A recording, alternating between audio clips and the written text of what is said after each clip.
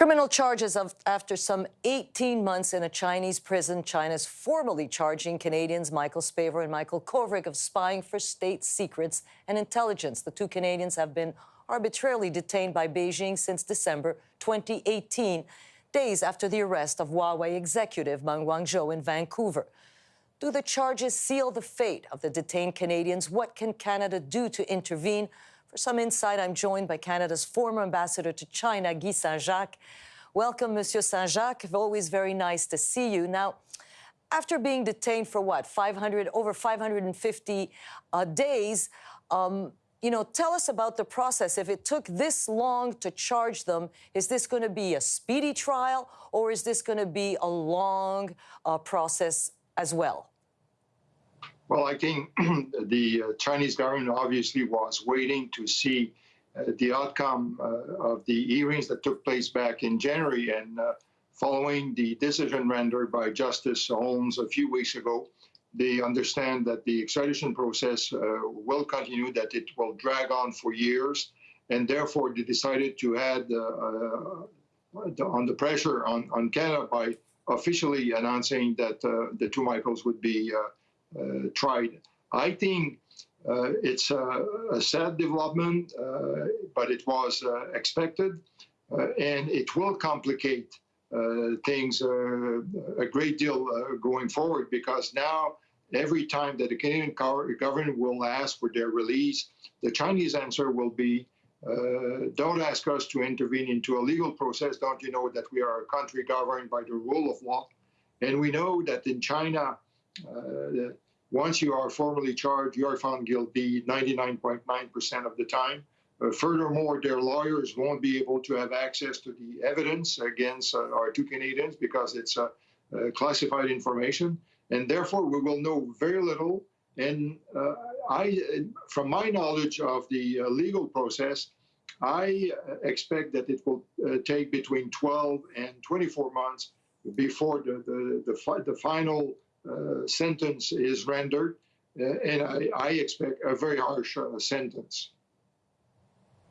So you say they won't have access to the evidence, which makes their case, their defense, so much more difficult.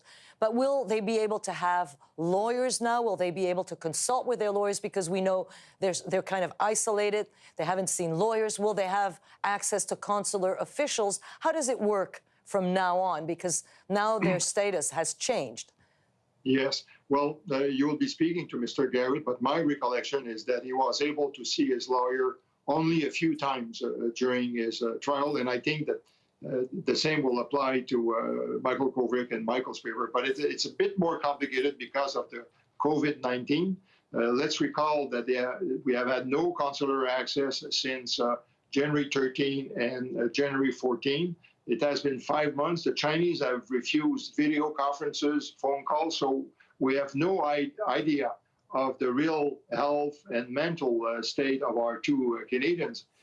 And with the new cases of COVID happening in Beijing, I don't think that the Chinese will relent. So all this will make for a very complicated process going forward. And the Canadian government has to brace itself for more problems going down the road, because let's not forget that the decision on Huawei has not been made.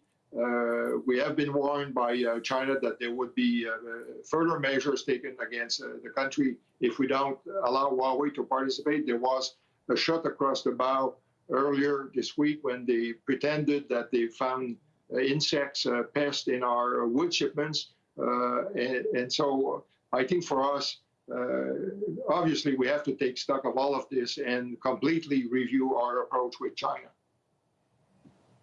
When you say, completely review our approach to China, it seemed that a little while back we sent an ambassador to China. Somebody was appointed. The Chinese accepted the appointment.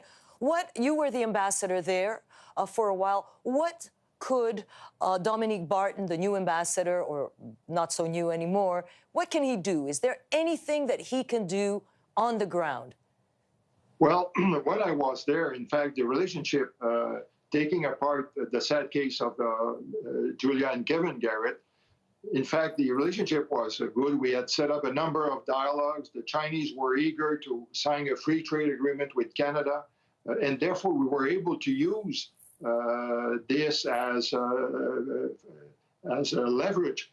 Also, the Prime Minister, Mr. Trudeau, was planning to come to China, which he did at the end of August 2016. So we could build on that. And in fact, the Chinese themselves suggested the creation of a new dialogue on national security and rule of law to discuss high-level consular cases, but they have refused to convoke this dialogue, which would be the best setup to discuss the case of Mrs. Meng and the case of our two Canadians, plus the cases of people like Fan Wei and Robert Schellenberg, who are on death row in China.